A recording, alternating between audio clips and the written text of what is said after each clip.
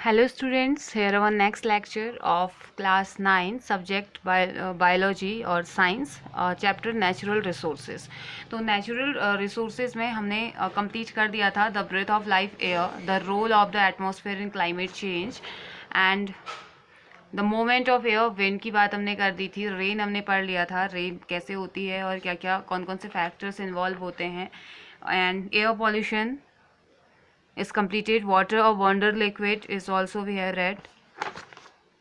Water pollution, minerals riches in soil and factor affecting the factor are responsible for making soil, the sun, water, wind etcetera, living organisms, ये हमने complete कर दिया था। और साथ ही साथ हमने जो मोस्ट इम्पॉर्टेंट थिंग जो हमारी कल के टॉपिक की या लास्ट लेक्चर की जो हमारी थी वो थी बायोलॉजिकल साइकिल। बायोलॉजिकल साइकिल में हमने पढ़ा था कि बायोजियोकेमिकल साइकिल्स में हमने पढ़ा था कि जो एक कांस्टेंट इंटरेक्शन होता है किस किस के बीच, बायोटिक और एबायोटिक एनवायरनमेंट के बीच। बायोजियोकेमिकल साइकिल पढ़ने का मेन रीज़न यही होता है, या इसके बारे में जानने का मेन रीज़न यही है कि एक इंटरेक्शन की हम बात करते हैं। जैसे कि हमने ऑक्सीजन वाटर साइकिल पढ़ी थी, वाटर नॉन लिविंग है लेकिन वो लिविंग के लिए कितना ज़्यादा इंपॉर्टेंट है, हमने इसकी बात करी थी। वाटर साइकिल कैसे काम कर रही है वो हमने पढ़ा। वाटर साइकिल काम कर रही है, कैसे काम कर रही है, इससे ज़्यादा ज़रूरी ये हमें बताना मकसद ये है कि कैसे हम एक दूसरे के साथ इंटरेक्ट होकर काम करते हैं, कैसे लिविंग और non living, biotic and non biotic जो होते हैं वो आपस में मिलके काम करते हैं। ठीक है, तो वाटर साइकिल हमने कंप्लीट कर ली थी। वाटर साइकिल के बाद हमने बात करी थी नाइट्रोजन साइकिल की, जिसमें कि हमने ये डायग्राम हमने पढ़ा था। हमने कहा था कि नाइट्रोजन इन एटमॉस्फेयर में जो नाइट्रोजन होता है, सबसे पहले नाइट्रोजन फिक्सेशन होता है। नाइट्रोजन फिक्सेशन किसके थ्रू होता है? जो ग्रीन प्लांट्स होते हैं, नॉर्मली लेग्यूमिनस जो प्लांट्स होते हैं वो नाइट्रोजन फिक्सेशन की जो वो प्रोसेस करते हैं।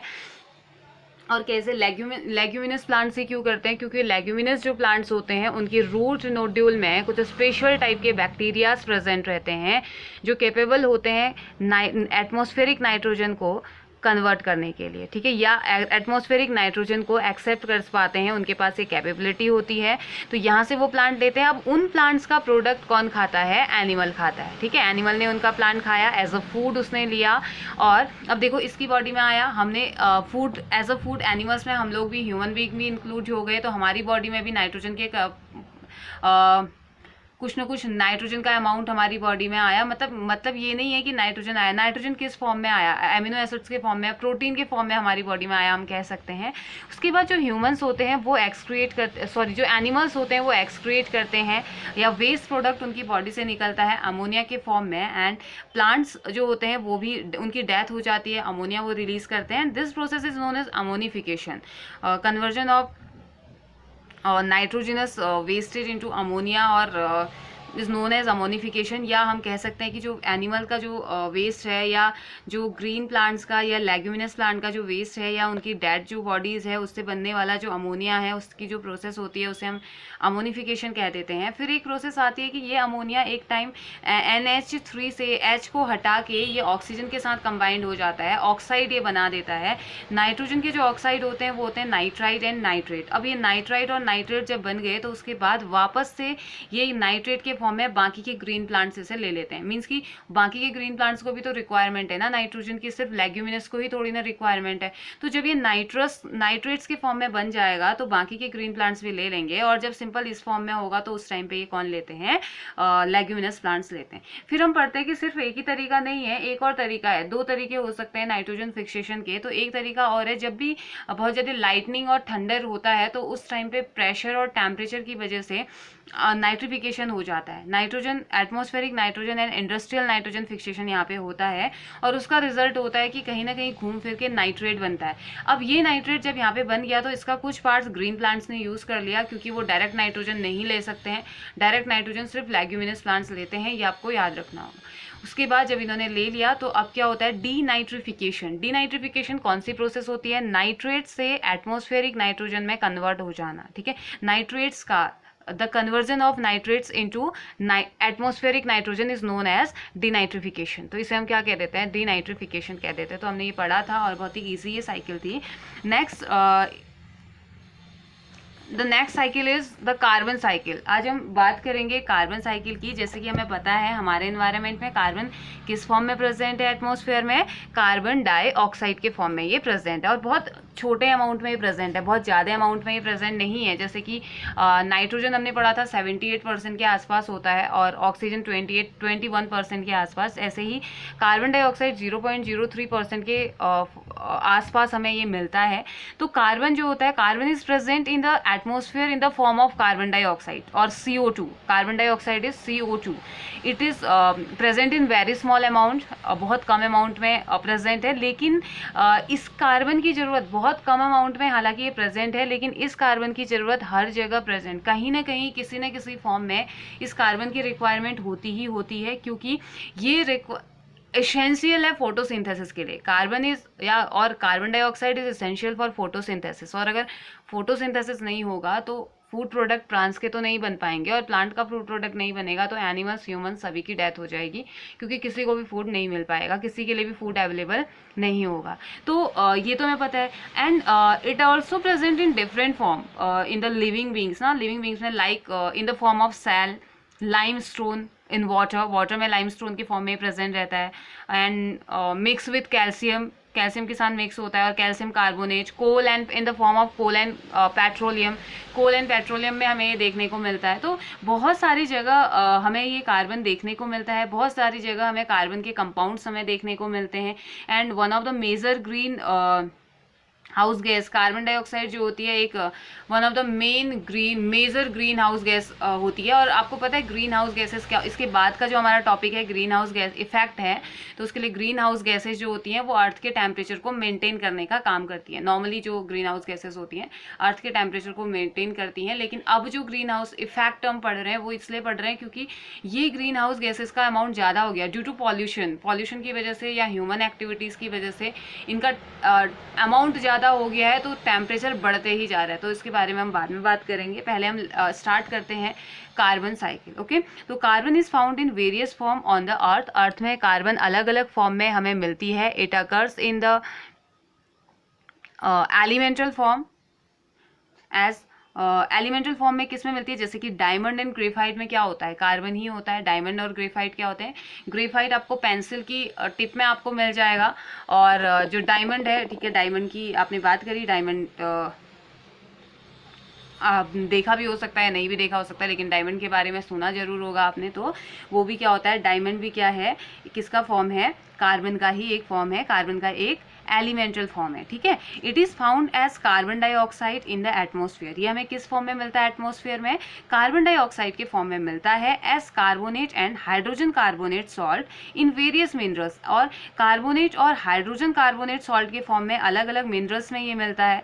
While all life forms are based on carbon containing molecules like protein. और साथ ही साथ जितनी भी लाइफ फॉर्म्स हैं वो बेस्ड किस पे है, हमारी जितने भी लाइफ फॉर्म्स हैं वो डिपेंड करते हैं कार्बन कंटेनिंग मॉलिक्यूल्स पे डिपेंड है। और ये कार्बन कंटेनिंग मॉलिक्यूल्स कौन कौन से होते हैं, ये कार्बन कंटेनिंग मॉलिक्यूल्स हमारे होते हैं proteins, carbohydrates, fat, nucleic acid and vitamins. तो protein, carbohydrate, fat and vitamins तो आपने आज तक पढ़े ही हैं। अब ये न्यूक्लिक एसिड क्या होता है, न्यूक्लिक एसिड होता है हमारी बॉडी में प्रेजेंट डीएनए और आरएनए। ठीक है, डीएनए और आरएनए भी हमने पढ़ा है ना, लेकिन न्यूक्लिक एसिड के फॉर्म में नहीं पढ़ा होगा, या न्यूक्लिक एसिड उनको कहा जाता है नहीं पता अगर आपको है तो। Nucleic acid are DNA and RNA, ठीक है, उनको न्यूक्लिक एसिड कहा जाता है। And the endoskeleton and exoskeleton of various animals are also form from carbonate cells. आपने देखा होगा कि बहुत सारे एनिमल्स ऐसे होते हैं जिनकी बॉडी की कवरिंग बहुत ज़्यादा हार्ड होती है। तो जैसे पायला, एप्पल स्नेल जिसे कहा जाता है, उसकी बॉडी में देखने को मिलता है। तो जैसे एग होता है ना, एग को क्या करते हैं हम, तोड़ते हैं और उसके बाद उसके अंदर का कंटेंट निकलता है, जैसे हैन का एग आपने देखा होगा, तो वैसे उसमें भी कैल्शियम कार्बोनेट होता है, लेकिन कुछ में बहुत ज़्यादा हार्ड होता है तो उसको प्रोटेक्शन प्रोवाइड वो उसे करता है। तो calcium carbonate. The endoskeleton and exoskeleton समझते हैं ना, एंडो मीन्स अंदर, एक्सो मीन्स बाहर वाला। तो endoskeleton and exoskeleton of various animals are also formed from carbonate salt. तो कार्बोनेट सॉल्ट से ही ये मिलके बना हुआ रहता है। Carbon is incorporated into life forms through the basic process of photosynthesis which is perform in the process of presence of sunlight by all life forms that contain chlorophyll. तो हमें पता है कि जो कार्बन है वो सारे ही लाइफ फॉर्म्स को इनकॉर्पोरेट करता है। कैसे? अपनी एक बेसिक प्रोसेस के थ्रू, मतलब कि एक बेसिक प्रोसेस के थ्रू कार्बन बहुत ज़्यादा इंपॉर्टेंट है, और वो प्रोसेस है जिसमें कि वो इन्वॉल्व होता है, वो है फोटोसिंथेसिस। फोटोसिंथेसिस उन सभी लाइफ फॉर्म्स में होता है जिनके पास एक ग्रीन पिगमेंट प्रेजेंट है, जैसे कि हम क्लोरोफिल कहते हैं। मोस्टली ग्रीन प्लांट्स में ये प्रेजेंट होता है और साइनोबैक्टीरिया वगैरह में ये प्रेजेंट रहता है। तो ये क्या होता है, क्लोरोफिल हमारा प्रेजेंट है, जो जिसके पास क्लोरोफिल होगा वो फोटोसिंथेसिस कर पाएगा। जैसे ह्यूमन बॉडी के पास नहीं है क्लोरोफिल, तो हम लोग फोटोसिंथेसिस नहीं कर पाते हैं, हम लोग एबल नहीं हैं कि अपना फूड खुद से सिंथेसाइज कर सकें। हम किसी और पे डिपेंड होते हैं, किसी और की बॉडी पे हम डिपेंड रहते हैं। तो सनलाइट अगर मिल जाता है, कार्बन डाइऑक्साइड मिल जाती है, तो ईजिली क्या हो जाएगा, फोटोसिंथेसिस हो जाएगी और फूड प्रोडक्ट बन जाता है। ठीक है, this process convert carbon dioxide from the atmosphere और dissolve in water into glucose molecule. तो इस प्रोसेस में होता क्या है, इस प्रोसेस में हमारे एटमॉस्फेयर से कार्बन डाइऑक्साइड ली जाती है और इसको क्या, और साथ ही या वाटर में से डिसॉल्व करके ग्लूकोज के मॉलिक्यूल में कन्वर्ट कर दिया जाता है। कार्बन डाइऑक्साइड और वाटर हम पढ़ते हैं ना, CO2 + H2O ही तो पढ़ते हैं। तो इसका मतलब क्या है, इस कार्बन डाइऑक्साइड को एटमॉस्फेयर से लिया और इसे वाटर के मॉलिक्यूल में मिक्स कर दिया। जब इन दोनों को मिक्स कर दिया तो हमें एक नया कंपाउंड मिला, या प्लांट्स को एक नया कंपाउंड मिला फूड के फॉर्म में, जिसे हमने ग्लूकोज बोल दिया। और ग्लूकोज का फॉर्मूला क्या होता है, C6H12O6। तो उसने उसको ग्लूकोज में कन्वर्ट कर दिया और फूड बन गया, ग्लूकोज बना। साथ ही साथ वहां से क्या रिलीज होता है, ऑक्सीजन। ठीक है, ऑक्सीजन वापस से एनवायरनमेंट में जाएगा, हम लोग उसे यूज करेंगे। फिर हम कार्बन डाइऑक्साइड रिलीज करेंगे, तो वो कार्बन डाइऑक्साइड वापस से किसके लिए यूज हो जाएगा, फोटोसिंथेसिस के लिए। Okay, these glucose molecules are either converted into the substance or used to provide energy for the synthesis of other biologically important molecules। तो ये जो ग्लूकोज के मॉलिक्यूल होते हैं या तो किसी मॉलिक्यूल में कन्वर्ट हो जाएंगे या किसी सब्सटेंस में कन्वर्ट हो जाएंगे, या इसको यूज़ किया जाता है एनर्जी के लिए, ताकि बाकी बायोलॉजिकली इंपॉर्टेंट मॉलिक्यूल इसमें बन पाए, उनकी एनर्जी के फॉर्म में इसको यूज़ किया जाता है। तो अभी हम देखेंगे 14.7, ये हमारी कार्बन साइकिल है, इसको अभी हम डिटेल में पढ़ेंगे। तो यहाँ पे फोटोसिंथेसिस भी हम देखेंगे। उसके बाद नेक्स्ट है the utilization of glucose to provide energy to living things involve the process of respiration in which oxygen may और may not be use to convert glucose back into carbon dioxide. तो जो glucose का utilisation है, जो glucose लेते हैं, किस चीज़ के लिए लेते हैं, ताकि एनर्जी मिले। जैसे कि हम लोग जैसे कोई बीमार होता है तो आपने देखा होगा कि ग्लूकोज की ड्रिप चढ़ाई जाती है तो थोड़ी एनर्जी रहती है। इवन उनको खाना भी नहीं दिया जाता है, उन पेशेंट्स को खाना भी नहीं दिया जाता है, ग्लूकोज की ही ड्रिप चलाई जाती है। उसके बाद उनको भूख प्यास कुछ नहीं लगती। क्यों? क्योंकि अल्टीमेट सोर्स जो है वो ग्लूकोज ही है। हम जो खाना खा रहे हैं, बॉडी में जो भी हम खा रहे हैं, वो कन्वर्ट किस में हो रहा है, एनर्जी के ही फॉर्म में। ग्लूकोज या ग्लाइकोजन जो एनर्जी का फॉर्म है उसी में वो कन्वर्ट हो रहा है। तो हम डायरेक्ट उसे दे रहे हैं, वो वहाँ पर डाइजेशन नहीं करेगा, वो सीधे चले जाएगा, उसी फॉर्म में बन रहा है। हम उसको ऑलरेडी डाइजेस्टेड प्रोडक्ट के फॉर्म में दे रहे हैं। ये समझ लीजिए कि जो हम खा रहे हैं वो वैसा ही ग्लूकोज की ड्रिप जैसा ही हमारी बॉडी के अंदर जाके बन रहा है, हम उसे वो दे रहे हैं, डायरेक्टली वो दे रहे हैं, है ना। तो जो यूटिलाइजेशन है ग्लूकोज का, वो किस चीज़ के लिए होता है, ताकि एनर्जी हमें मिले, लिविंग बींग्स जो हैं उनको एनर्जी मिले। और जो इन्वॉल्व करते हैं, जो रेस्पिरेशन की जो प्रोसेस में इन्वॉल्व हैं, या ऐसे लिविंग बींग जो रेस्पिरेशन करते हैं, और सभी लिविंग बींग रेस्पिरेशन की प्रोसेस करते हैं जिसमें ऑक्सीजन, अब ये रेस्पिरेशन सभी करते हैं, लेकिन हो सकता है किसी को ऑक्सीजन की रिक्वायरमेंट हो, किसी को ऑक्सीजन की रिक्वायरमेंट ना हो, ये हो सकता है, ये डिपेंड करेगा। तो ऑक्सीजन मे और may not be use to convert glucose back into the carbon dioxide. Okay, तो बोल रहा है कि the utilization of glucose to provide energy to living things involve the process of respiration. इस process में ये respiration की प्रोसेस होती है, जिसमें कि ऑक्सीजन शायद हो भी सकता है और नहीं भी यूज हो सकती है। इसकी जगह, ऑक्सीजन की जगह कुछ और यूज होगा, ताकि ग्लूकोज का मॉलिक्यूल वापस किस में बन जाए, कार्बन डाइऑक्साइड में। This carbon dioxide then goes back to into the atmosphere. ये वापस बनी हुई कार्बन डाइऑक्साइड फिर कहाँ चली जाती है, वापस से हमारे एटमॉस्फेयर में चली जाती है। Another process that add to the carbon dioxide in the atmosphere is the process of combustion. तो इसके बाद जो एक प्रोसेस तो फोटोसिंथेसिस हो गई, दूसरी प्रोसेस जिसकी वजह से कार्बन डाइऑक्साइड एटमॉस्फेयर में ऐड होती है वो है कंबशन। कंबशन मीन्स नॉर्मली होता है जलना, जहाँ पे को फ्यूल्स जल रहे हैं या जो भी चीज़ें जल रही है वहाँ पे रिलीज होगा। Where fuels are burn means जैसे कि पेट्रोलियम वगैरह है, डीजल है, पेट्रोल है, ये फ्यूल्स जब जलते हैं तो ये क्या रिलीज करते हैं, कार्बन डाइऑक्साइड को रिलीज करते हैं। Provide energy for various need like heating, जैसे कि हम हीटिंग के लिए, कुकिंग के लिए, ट्रांसपोर्टेशन के लिए, इंडस्ट्रियल प्रोसेसेस के लिए कंबशन रिएक्शन यहाँ पे को होती है और यहाँ से कार्बन डाइऑक्साइड का फॉर्मेशन होता है. In fact, the percentage of carbon dioxide in the atmosphere is said to have doubled since the Industrial Revolution when human beings started burning fossil fuel on a very large scale. लेकिन अब ये कहा जा रहा है कि हालांकि हमारे एनवायरनमेंट में सारी जितनी भी गैसेज हैं वो सभी की सभी गैसेस एक फिक्स अमाउंट में, आपने कभी नहीं सुना होगा कि जो ऑक्सीजन है उसका अमाउंट 21 पॉइंट समथिंग से 23 भी हो गया इवन, या 20 हो गया, आपने ये भी नहीं सुना होगा, या 78% से 79 या 77% नाइट्रोजन हो गया, हमने ये कभी नहीं सुना, क्योंकि एक साइकिल उसमें चलती रहती है और फिक्स अमाउंट में होता है. लेकिन ह्यूमन एक्टिविटीज़ जो हैं वो पॉल्यूटेंट जो चीज़ें हैं उन्हें वो इंक्रीज करते ही जा रही है. तो ये कहा जा रहा है कि जब से इंडस्ट्रियल रिवॉल्यूशन हुआ, मींस कि जब से इंडस्ट्रीज बढ़ी या कुछ इस तरीके के मैकेनिकल वर्क होने लगे जहाँ पे कि कंबशन रिएक्शन हो रही है, तो उसके वजह से जो कार्बन डाइऑक्साइड का जो अमाउंट है वो एटमॉस्फेयर में डबल हो गया. Industrial revolution when human being started burning fossil fuels on a very large scale, जब जलाना स्टार्ट किया, फॉसिल फ्यूल्स को जलाना जब लार्ज स्केल में स्टार्ट किया, तो वहाँ पे से क्या हो गया, ये रिएक्शन ये कार्बन डाइऑक्साइड का फॉर्मेशन होना स्टार्ट हो गया. तो carbon like water in the cycle repeatedly through different forms by the various physical and biological activity. तो जो कार्बन है, जैसे पानी है, वाटर है, तो ये क्या होते रहता है, साइकिल्ड होते रहता है, रेपिडेटली होते ही रहता है अलग अलग फॉर्म में, भले वो फिजिकल हो, बायोलॉजिकल हो, किसी भी एक्टिविटीज़ के थ्रू ये होते ही रहता है. ठीक है. तो अब अगर हम बात करते हैं कार्बन साइकिल की, तो कार्बन साइकिल में क्या हो रहा है, जैसे कार्बन है हमारे एटमॉस्फेयर में, कार्बन एटमॉस्फेयर में है, अब इसे लिया कैसे जाएगा, एटमॉस्फेरिक कार्बन डाइऑक्साइड को फिर इसको हम कैसे, तो कार्बन साइकिल की हम बात कर रहे थे. तो कार्बन डाइऑक्साइड इन एटमॉस्फेयर में कार्बन डाइऑक्साइड है. अब इस कार्बन डाइऑक्साइड को हम लोग या ह्यूमन बींग्स डायरेक्ट फॉर्म में नहीं ले सकते हैं, हम ऑक्सीजन लेते हैं, ऑक्सीजन गेन करते हैं. तो सबसे पहले प्लांट्स इस कार्बन डाइऑक्साइड को लेते हैं, यानी कि ऑर्गेनिक कंपाउंड्स. प्लांट्स किस फॉर्म में, किस चीज़ के लिए लेंगे, फोटोसिंथेसिस के लिए. फोटोसिंथेसिस की प्रोसेस क्या होती है, in the presence of carbon dioxide and water. तो वाटर और कार्बन डाइऑक्साइड का मॉलिक्यूल जब आपस में कंबाइंड होते हैं तो वो फॉर्मेशन करते हैं ग्लूकोज के मॉलिक्यूल का. And what is the formula of glucose, C6H12O6. तो C6H12O6 यहाँ पे बनता है, वो उसको कहा जाता है organic compound. Organic compounds are those compound in which carbon is included, जिसमें कार्बन इंक्लूड होता है, उसे हम क्या कह देते हैं, ऑर्गेनिक कंपाउंड के नाम से हम उन्हें जानते हैं. तो जब भी एटमॉस्फेरिक इस कार्बन डाइऑक्साइड की हम बात करेंगे तो सबसे पहले, हालांकि अलग अलग फॉर्म में ये होता है, सबसे पहले बात करते हैं फोटोसिंथेसिस. प्लांट इसे लेंगे, फोटोसिंथेसिस की प्रोसेस होगी, और ये मान के चलिए कि डे टाइम पे वो ले रहे हैं, क्योंकि फोटोसिंथेसिस की प्रोसेस नॉर्मली कब होती है, डे टाइम पे ही होती है, सनलाइट की प्रेजेंस में होती है, इसके लिए सनलाइट की ज़रूरत होती है.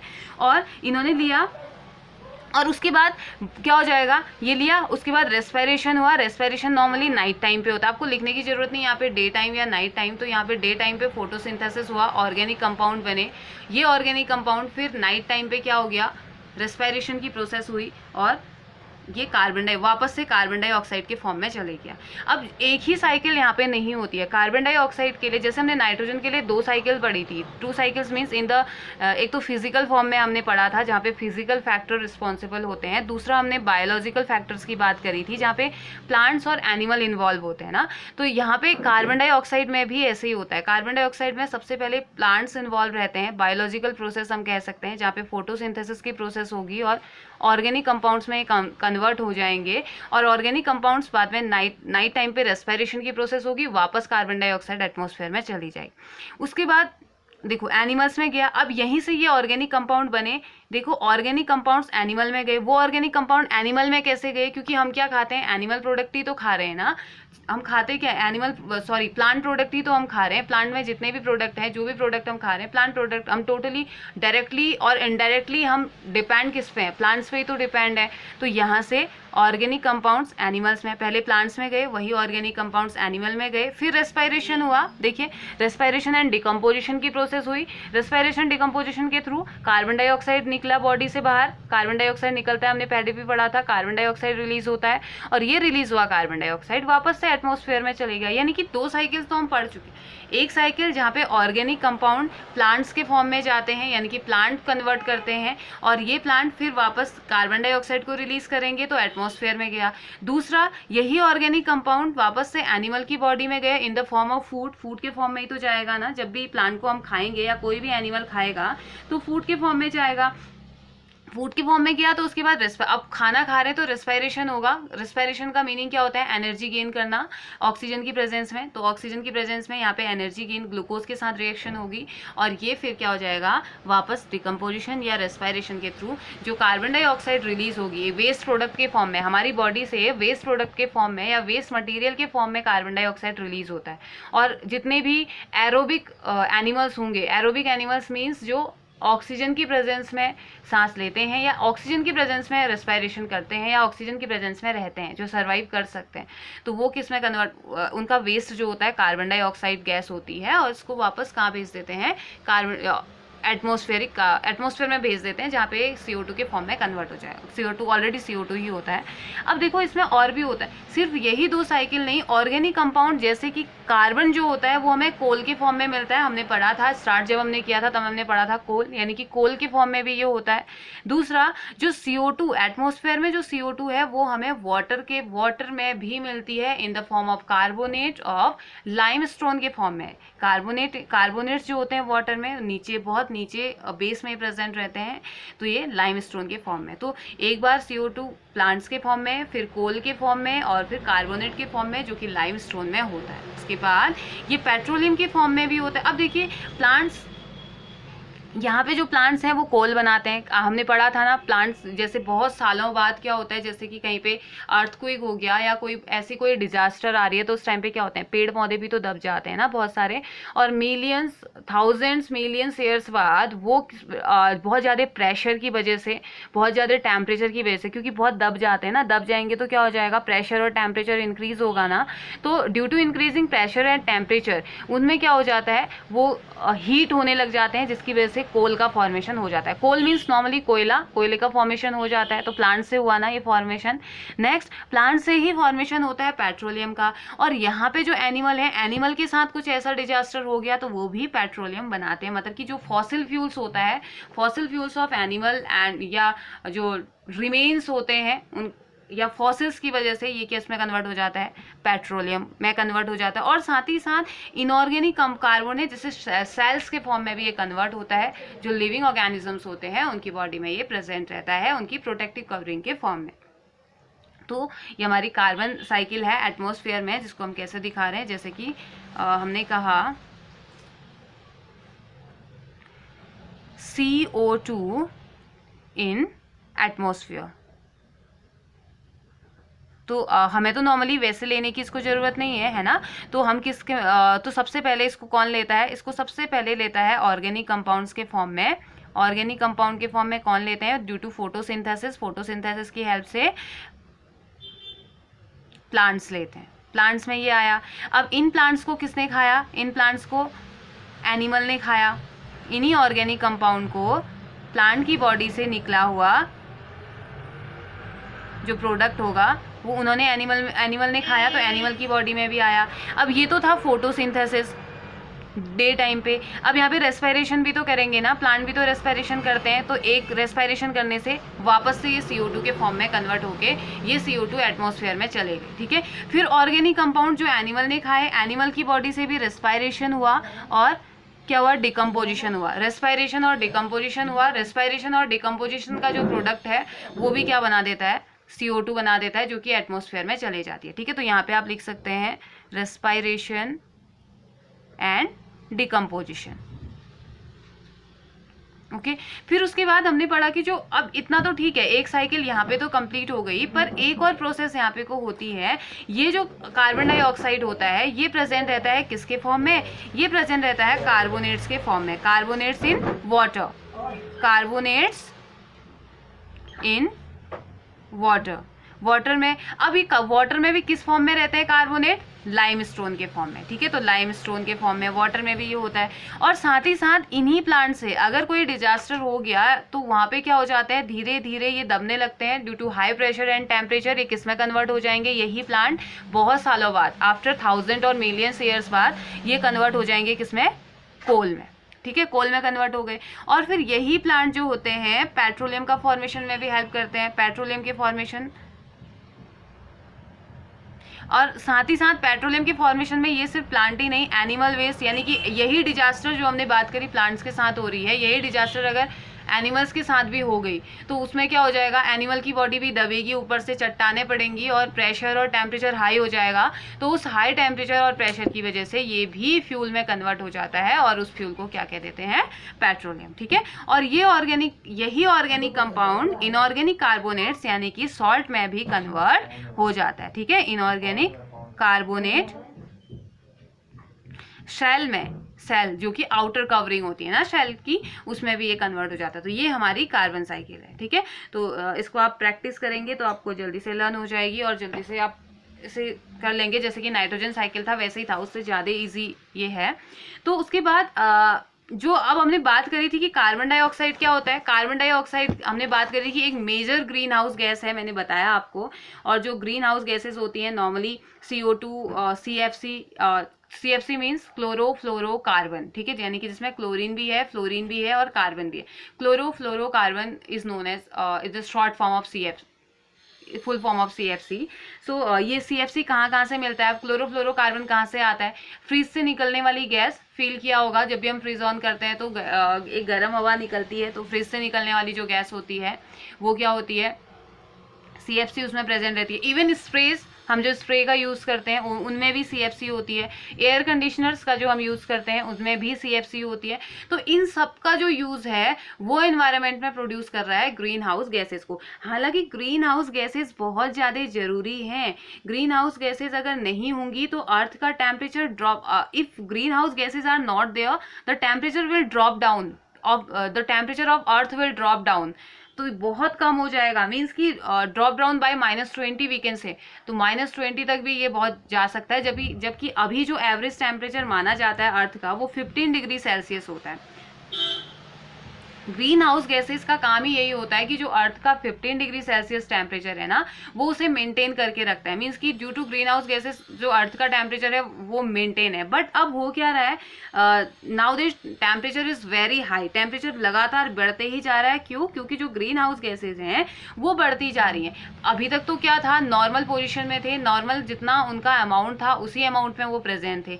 लेकिन अब क्या होते जा रहा है, वो जो पॉल्यूशन का लेवल है ना, पॉल्यूशन का लेवल इंक्रीज हो रहा है। और जैसे जैसे पॉल्यूशन का लेवल इंक्रीज हो रहा है वैसे वैसे ग्रीन हाउस गैसेस भी बढ़ते ही जा रही हैं। तो ग्रीन हाउस गैसेस के बढ़ने की वजह से, यानी कि इनका टेम्परेचर बढ़ने की वजह से जो इंफ्रारेड रेडिएशन आती है ना सन से जो इंफ्रारेड रेडिएशन आती है जो कि हार्मफुल होती है, वो रेडिएशन ये ग्रीन हाउस गैसेस क्या करती थी, इनको वापस भेज देती थी या वहाँ सरफेस में नहीं आने देती थी। एटमॉस्फेयर में ही वो रह जाते थे, जिससे टेम्परेचर नॉर्मल रहता था। लेकिन अब क्या हो रहा है, जो ये रेडिएशन है वापस नहीं जा पा रही है। ये जितनी कुछ रेडिएशन ऐसी होती थी अर्थ में आई, वापस इसे भेज दिया जाता था ग्रीन हाउस गैसेस की वजह से। अब nowadays due to increasing greenhouse gases के बढ़ने की वजह से अब क्या हो जा रहा है, ये यहीं अर्थ में इसी सरफेस में ही ये ट्रैप हो जा रही है, वापस नहीं जा पा रही है। वापस नहीं जाएगी तो उतनी गर्म रेडिएशन जब आएगी तो वैसे हीट तो कर देगी ना वो, तो इसी वजह से हीट हो रही है। और यही एक रीजन है ग्लोबल वार्मिंग का भी। इसीलिए नॉर्मली ग्रीन हाउस गैसेस का मतलब ये नहीं होता कि वो हमेशा हार्मफुल होती हैं। ग्रीन हाउस गैसेस बहुत ज़्यादा इंपॉर्टेंट है अर्थ के टेम्परेचर को मेंटेन करने के लिए। लेकिन ह्यूमन एक्टिविटी की वजह से वो क्या हो गई है, अब उनको ग्रीन हाउस गैसेस का जो इंपॉर्टेंस था वो कम होके अब वो उसे बढ़ा के ग्लोबल वार्मिंग में कन्वर्ट उसे कर रही हैं। तो ग्रीन हाउस गैसेस का स्मॉल क्वांटिटी जो होती है वो बहुत ज़्यादा इंपॉर्टेंट है हमारे 15 डिग्री सेल्सियस को मेंटेन करने के लिए, अर्थ के टेम्परेचर को मेंटेन करने के लिए।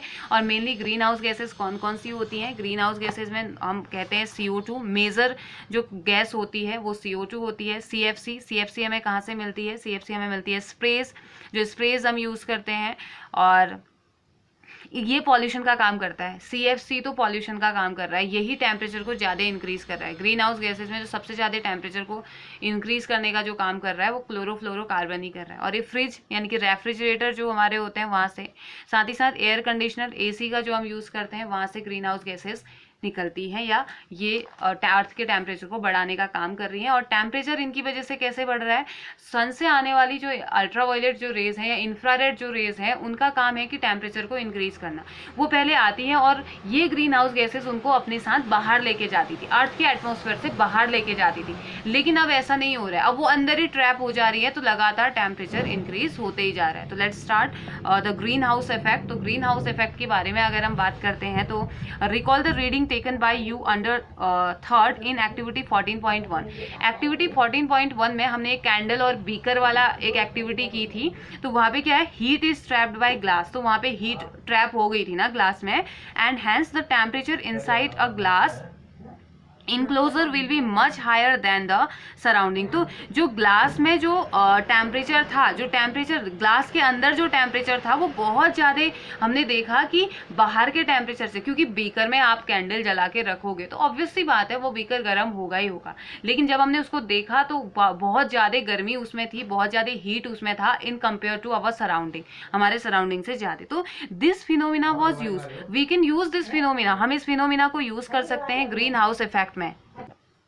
ग्रीन हाउस गैसेस को समझने के लिए हम इस फिनोमिना का यूज कर सकते हैं। तो बोल रहे this to create an enclosure where tropical plant could be kept warm during the winter in colder climate. तो बोल रहा है this phenomena was used to create an enclosure where tropical plants could be kept warm. तो ये एक phenomena ये use किया गया जहाँ पे हम ट्रॉपिकल प्लांट्स को वार्म रख सकते हैं, विंटर सीजन में भी, कोल्डर क्लाइमेट में भी इसको वार्म कर सकते हैं। तो ये एक फिनोमिना यूज़ किया जाता है।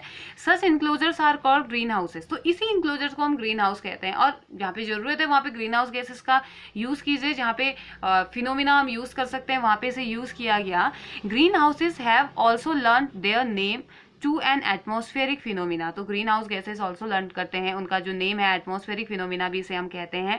सम gases prevent the escape of the heat from the earth. कुछ गैसेस ऐसी होती हैं जो कि निकल जाती हैं, अर्थ की हीट से वो एस्केप कर जाती हैं, निकल जाती हैं। And increase in the percentage of such gases in the atmosphere. अब ये गैसेज जब निकल रही हैं तो इनका जो टेम्परेचर है, जो परसेंटेज है ना, वो इंक्रीज हो जा रहा है। ये क्या कर दे रहा है, एवरेज टेम्परेचर को इंक्रीज करने का काम कर दे रहा है। मतलब नॉर्मली ग्रीन हाउस में उसका ट्रैप करने का काम है, वो ट्रैप कर देता है और उसके बाद कहीं दूर जो भी उसको करना होगा वो अपना फिनोमिना यूज करता है, अर्थ के टेम्परेचर को नहीं बढ़ने देता है ना।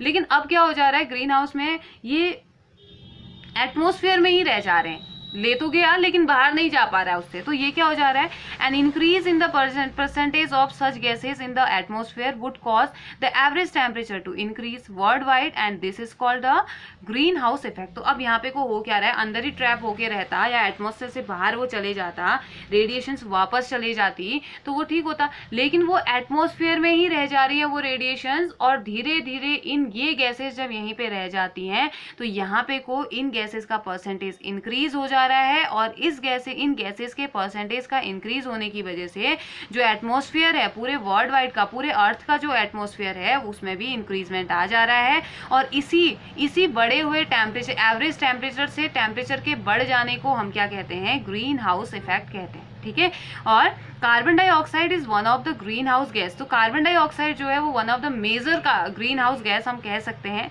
N increase in the carbon dioxide content in the atmosphere would cause more heat. तो एक इंक्रीज कार्बन डाइऑक्साइड गैस अगर बढ़ जाएगी ना एटमॉस्फेयर में तो ये बहुत ज़्यादा हीट को प्रोड्यूस करती है एटमॉस्फेयर में, वुड कॉज मोर हीट, ज़्यादा से ज़्यादा हीट को ये निकालती है, be retained by the atmosphere and lead to the global warming, और आगे जाके ग्लोबल वार्मिंग को ये कॉज करती है। Here activity 14.12 find out what the consequences of global warming would be. तो क्या क्या कॉन्सिक्वेंसेज हो सकते हैं अगर ग्लोबल वार्मिंग हो गई। ग्लोबल वार्मिंग का मीनिंग है अर्थ के टेम्परेचर का नॉर्मल टेम्परेचर से बढ़ना, जो कि अब हो रहा है।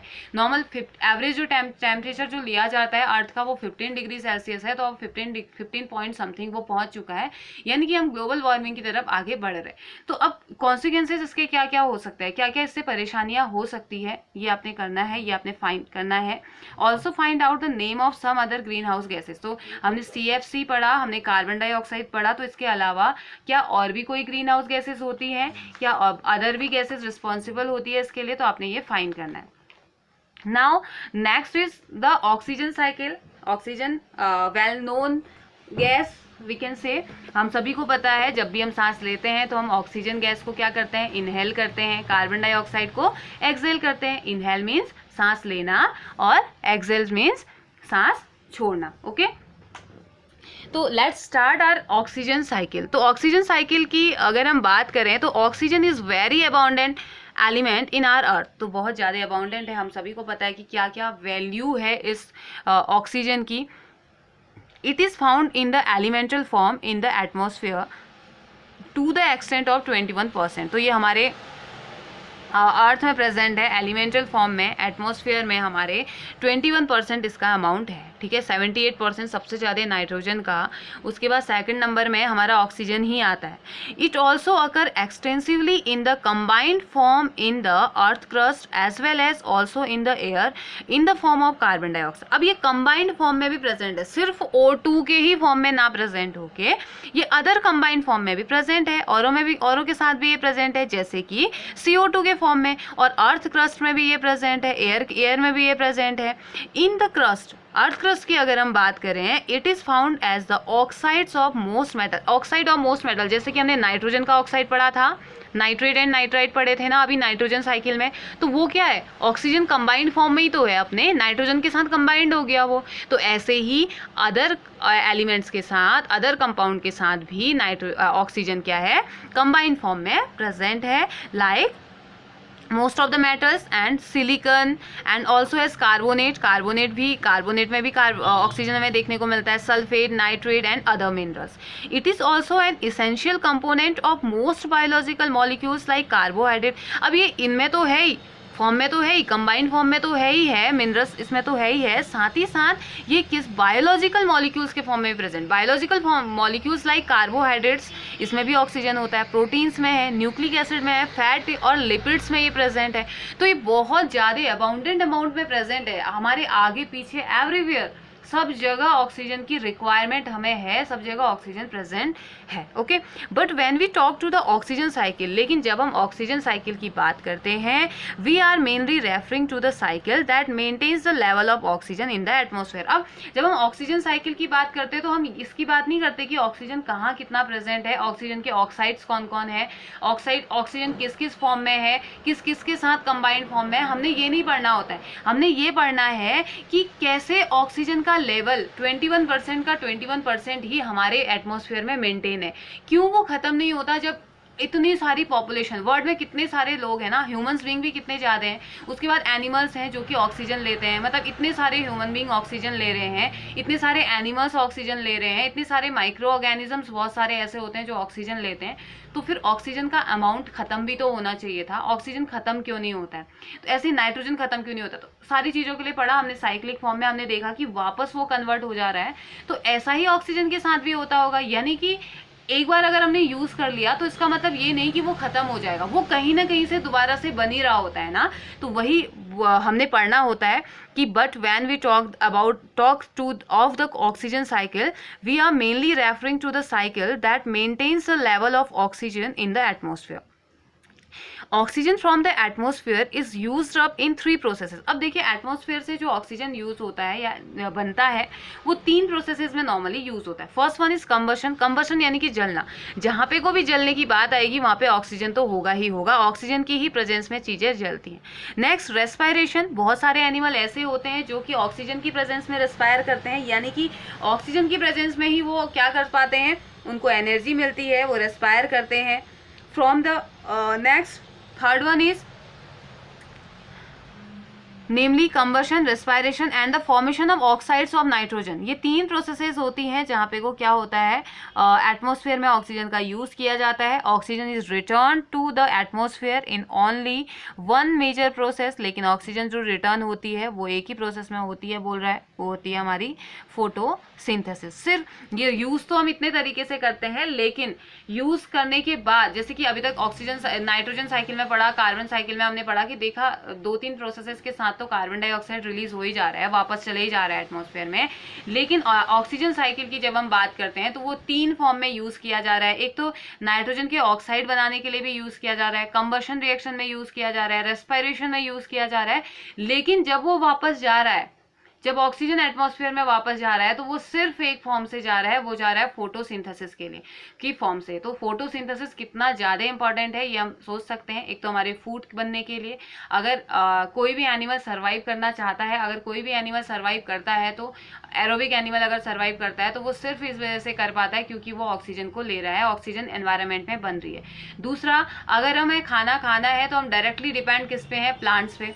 डायरेक्टली और इनडायरेक्टली हम डिपेंड है प्लांट्स पे, तो प्लांट का फूड नहीं बनेगा तो वो नहीं निकल पाएगा। मीन्स कि हमें फूड भी चाहिए, वो हालांकि कार्बन डाइऑक्साइड की वजह से बनता है फूड, बट हमारा अल्टीमेट सोर्स तो वही है ना, वो खाना बनाएंगे तभी हमें खाना भी मिलेगा, और वो खाना बनाएंगे तभी हमें ऑक्सीजन भी मिलेगी। ठीक है, तो सिर्फ और सिर्फ फोटोसिंथेसिस की ही प्रोसेस है जिसके थ्रू वापस एनवायरनमेंट में ऑक्सीजन जाती है। तो and this form the broad outline of the oxygen in nature. देखो यहाँ पे दिखाई है, फर्स्ट है एटमॉस्फेरिक ऑक्सीजन है, ये सबने ली, किस किसने लिया, ये लिया किसमें, रेस्पिरेशन के लिए यूज़ किया। और जब इसका रेस्पिरेशन के लिए यूज़ किया गया तो H2O के मॉलिक्यूल में ये कन्वर्ट हुआ, और साथ ही साथ इसने फोटोसिंथेसिस की प्रोसेस करी। H2O मिला और साथ ही साथ कार्बन डाइऑक्साइड भी मिला होगा, फोटोसिंथेसिस की प्रोसेस करी, इसके थ्रू ऑक्सीजन वापस एनवायरनमेंट में आ गया। और लेकिन ऑर्गेनिक मॉलिक्यूल जैसे कि ग्लूकोज है, यहाँ पे हुआ रेस्पिरेशन, यहाँ से लिया। दूसरा रेस्पिरेशन हुआ, रेस्पिरेशन के बाद कार्बन डाइऑक्साइड बना, कार्बन डाइऑक्साइड के बाद फोटोसिंथेसिस हुआ, और फिर मतलब कि अल्टीमेट सोर्स हमारा फोटोसिंथेसिस ही है। अगर ऑक्सीजन साइकिल कंप्लीट होती है एटमॉस्फेयर में तो इट मीन्स कि फोटोसिंथेसिस हो रही है।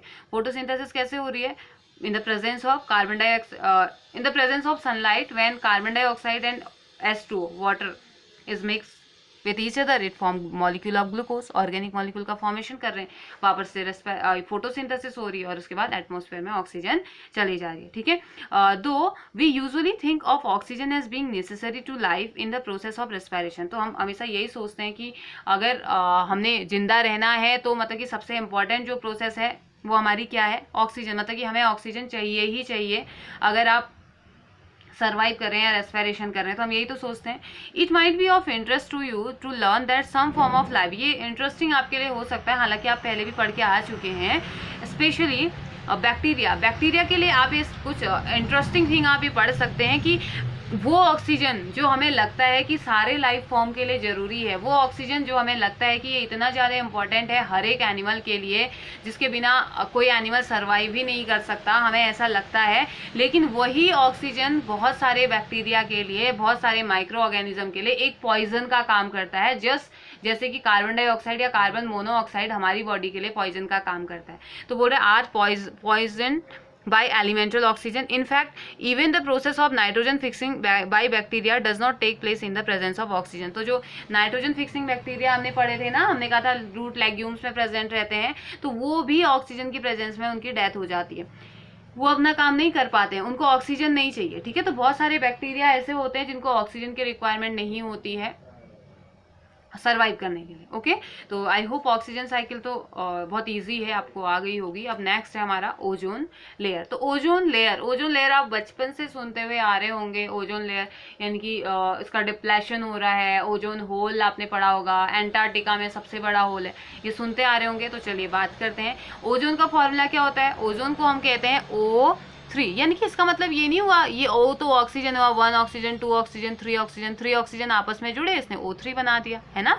ऑक्सीजन के मॉलिक्यूल कंबाइंड होते हैं। तो चलिए जानते हैं, elemental oxygen is normally found in the form of diatom molecules. तो जो एलिमेंटल ऑक्सीजन होता है वो नॉर्मली डायटम मॉलिक्यूल यानी कि O2 के मॉलिक्यूल के फॉर्म में ये प्रेजेंट रहता है।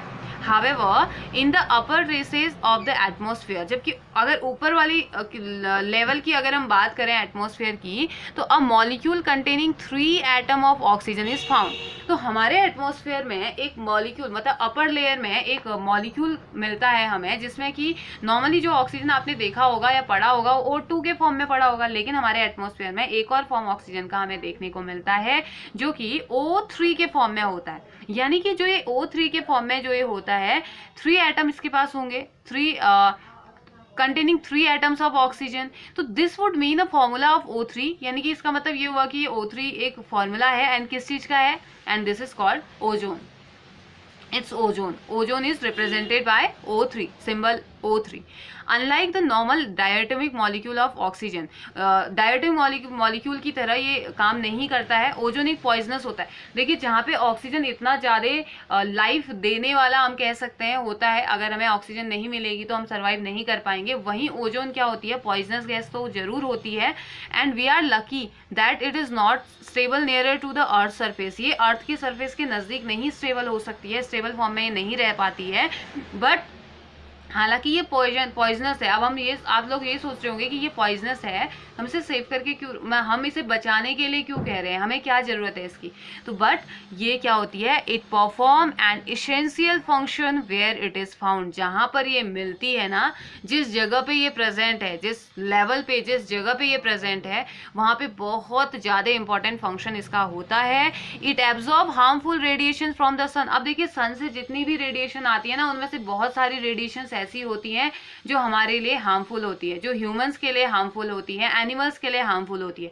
तो ये क्या कर देती है, उसको अर्थ में आने से पहले ही अपने अंदर एब्जॉर्ब कर लेती है, उसे वहीं रोक देती है। जो ग्रीन हाउस गैसेस हम कह रहे हैं ना, टेम्परेचर बढ़ रहा है, ये हो रहा है, तो अर्थ से आने वाली रेडिएशंस भी हार्मफुल होती हैं, और उन रेडिएशंस को वो वहीं ट्रैप कर दे रही है, ओजोन लेयर अपने अंदर ले रही है। और छांट, जैसे एक फिल्टर होता है ना, सारी चीज़ों को फिल्टर करके, वो जैसे पानी हम फिल्टर करते हैं तो गंदगी को एक जगह रख देता है और साफ पानी नीचे लाता है, तो ठीक वैसे ही हमारा ओजोन लेयर भी हमारे लिए काम करती है।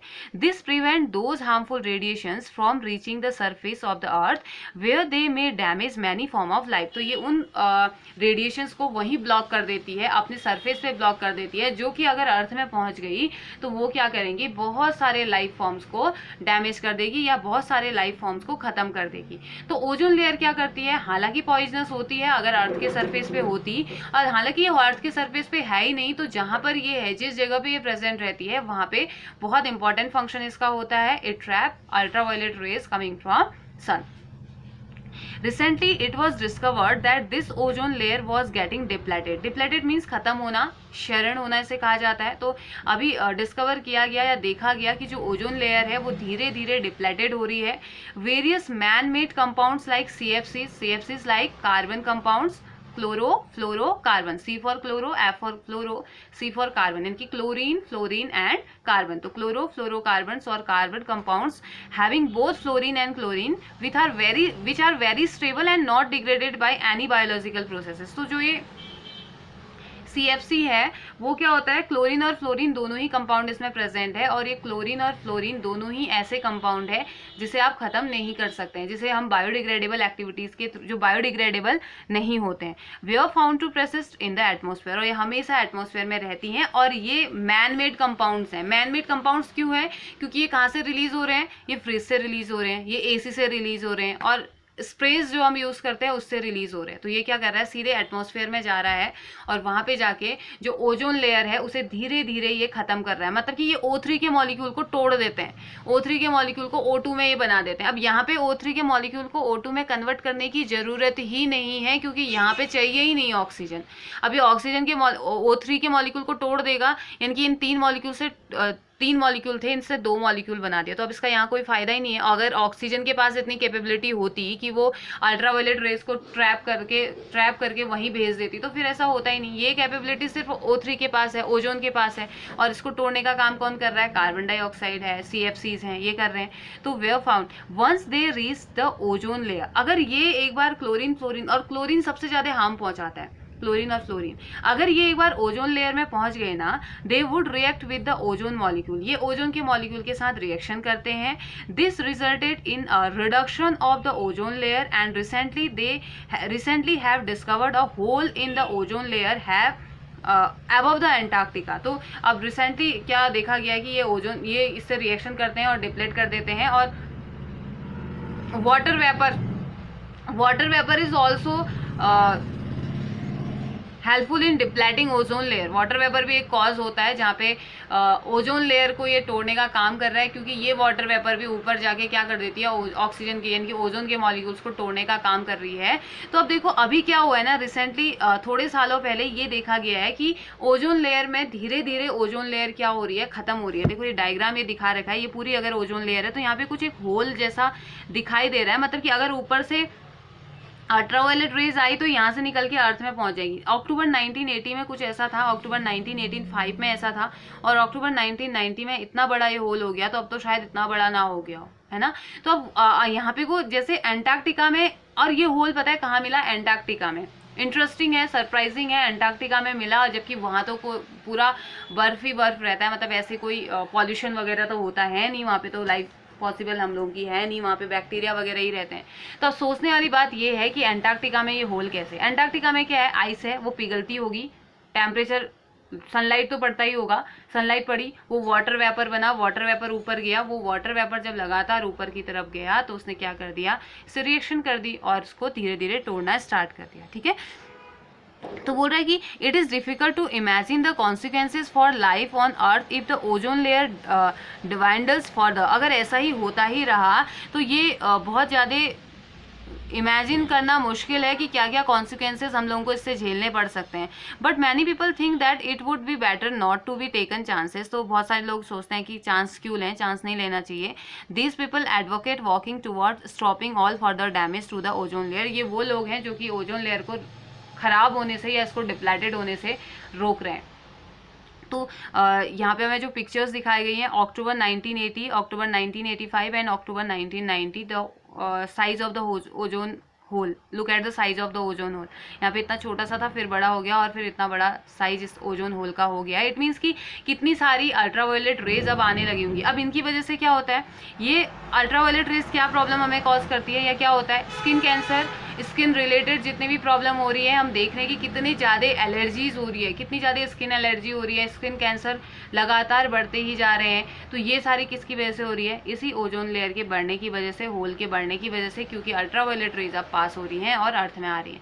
और अगर ऐसा ही होता गया तो ग्लोबल वार्मिंग जो मतलब कि, और साथ ही साथ अगर ग्लोबल वार्मिंग की अगर हम बात करें, या टेम्परेचर ऐसे ही बढ़ता गया या ग्रीन हाउस इफेक्ट बढ़ता गया, तो ओजोन लेयर जो होगी वो डिप्लेटेड होते ही रहेगी. तो हमें ध्यान देना है कि हमने पॉल्यूटेंट का यूज़ नहीं करना है, CFC वगैरह का या ऐसी चीज़ों का हम कम से कम यूज़ करें जहाँ से कार्बन डाइऑक्साइड गैस ज़्यादा निकलती है, या CFCs ज़्यादा निकलती है, क्लोरीन फ्लोरीन ज़्यादा निकलती है, तो उनका हमने क्या करना चाहिए, कम से कम यूज़ करना चाहिए. ठीक है, तो यहाँ पे हमारा चैप्टर ख़त्म, और आई थिंक हमारा कोर्स भी कंप्लीट हो गया है, क्योंकि next chapter improvement in food resources, ये और CBSE ने इसे डिलीट कर दिया है, ये आपके सिलेबस में है नहीं इस बार अब.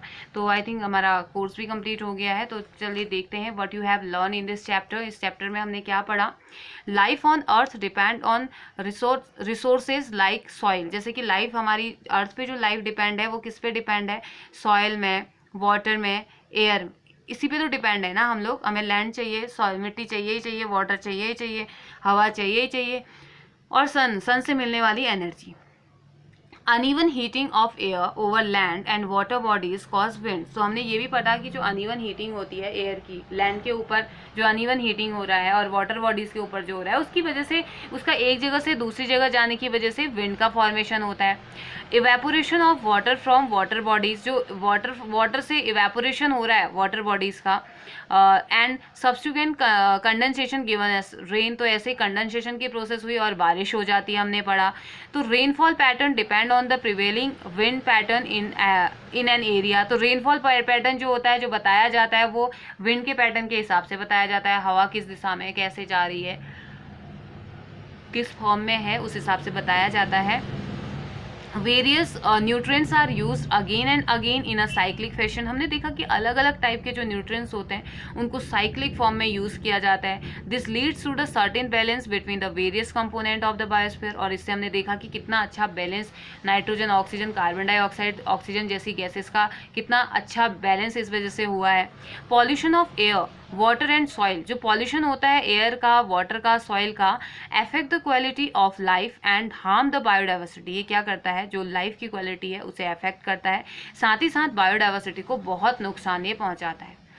We need to conserve our natural resources and use them in a sustainable manner. तो हमने क्या करना चाहिए, अपने नेचुरल रिसोर्सेज का, केमिकल्स का कम से कम यूज़ करके हमने अपने नेचुरल रिसोर्सेज का यूज़ करना चाहिए, ताकि एक सस्टेनेबल मैनर में हमने इनको यूज़ करना चाहिए, ताकि बैलेंस भी रहे, ग्लोबल वार्मिंग भी ना हो, ग्रीन हाउस इफेक्ट भी बहुत ज़्यादा ना बढ़े, और साथ ही साथ ओजोन लेयर डिप्लेशन भी ना हो। तो हमारा चैप्टर कंप्लीट हो चुका है, और साथ ही साथ हमारा सिलेबस भी कंप्लीट हो गया है। तो अपने नोट्स बनाइए और रिवाइज कीजिए। Okay, have a nice day.